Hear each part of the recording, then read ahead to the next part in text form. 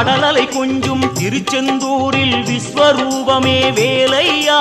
பழமுதி சோலை அறுபடை வீடும் புண்ணிய தரிசனம் முருகையா திருநீர் அணிந்து வரும் போது நெஞ்சில் நிம்மதி பிறக்குது கந்தையா